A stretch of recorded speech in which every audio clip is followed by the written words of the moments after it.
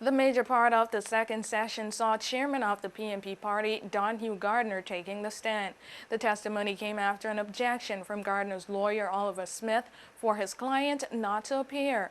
Details were sketchy during much of the testimony from Gardner, who did not look up from the witness desk for most of the first part of his testimony.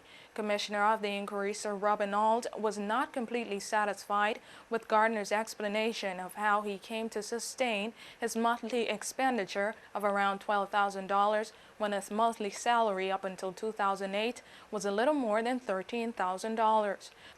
Gardner explained that he had received funds from his involvement in a company, Cacus Group Limited, which in turn had embarked upon a joint development venture with company Cacus Resorts Investment, whose principal was non-belonger Patrick Ellis.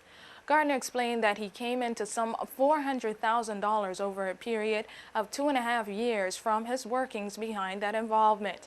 In seeking to further explain his role in the joint venture, Gardner testified that he was approached by Turks Islander Sandy Lightburn, who had made an application to the government to develop a piece of Crown land with Patrick Ellis. Gardner said that Lightburn later asked him, Charles Palmer, Charles Mizik, and Don Gardner to join in on the venture between Lightburn and Ellis. The venture was to develop a plot of Crown land on Northwest Point into a resort.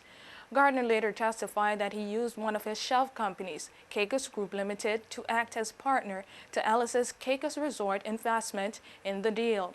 He also testified that Cacus Group Limited could not come up with the money needed to finance their portion of the deal, and they sold a portion of their interest in the company to Cacus Resorts Investment. Gardner testified that Cacus Group Limited received compensation for that sale before the details of the venture were completed.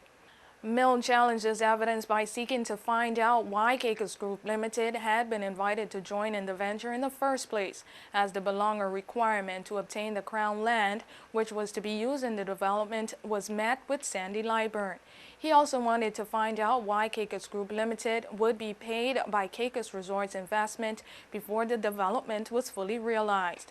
Gardner sought to answer those questions. However, those answers did not satisfy the commissioner, and Gardner was asked to make a more detailed response at a later date.